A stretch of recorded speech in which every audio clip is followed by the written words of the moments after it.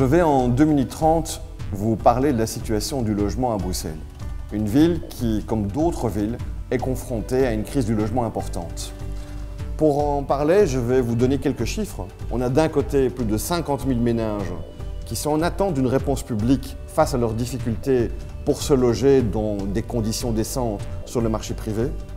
Et on a par ailleurs un boom démographique qui fait qu'il y aura à Bruxelles, dans les 10 années qui viennent, plus de 170 000 nouveaux habitants. Face à cette situation et à cette crise du logement, le gouvernement bruxellois a décidé d'inscrire comme objectif 15% de logements publics à finalité sociale dans chaque commune, et ce, à l'horizon de 2020. Pour y arriver, il va falloir absolument multiplier les actions. Il faudra évidemment construire. On est ici sur l'un des 50 chantiers du plan logement. Le plan logement, c'est un budget de 540 millions pour construire 5000 logements, 3500 logements sociaux, mais aussi 1500 logements pour des revenus moyens qui sont aussi touchés par la crise du logement. Tous ces logements et tous les nouveaux logements seront construits dans un standard passif. C'est un standard énergétique le plus performant, qui est bon pour l'environnement, mais qui est aussi et surtout très bon au niveau social, puisqu'il permet de faire des économies jusqu'à 90% par rapport à un logement normal.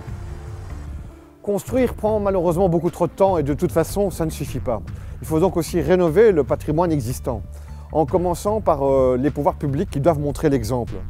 Dans le logement social, sur les 36 000 logements existants, 1800 sont vides. On a donc pris nos responsabilités. Un budget de 206 millions a été adopté pour rénover, pour qu'il n'y ait plus aucun logement social vide.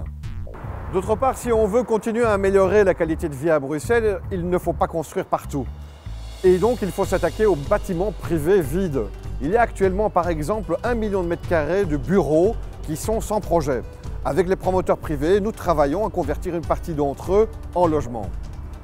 Il faut aussi aider les propriétaires privés de logements vides à rénover leurs biens.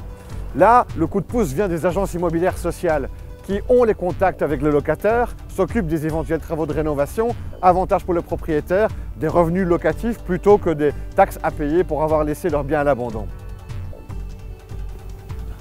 Nous construisons, nous rénovons et nous aidons aussi tous les ans près de 1000 ménages à devenir propriétaires grâce aux taux sociaux pratiqués par le Fonds du logement.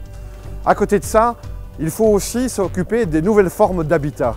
L'habitat intergénérationnel, l'habitat solidaire, l'habitat groupé, qui permet à certains publics cibles, les jeunes, les personnes âgées, les personnes handicapées, à pouvoir concrétiser leur droit au logement en région bruxelloise.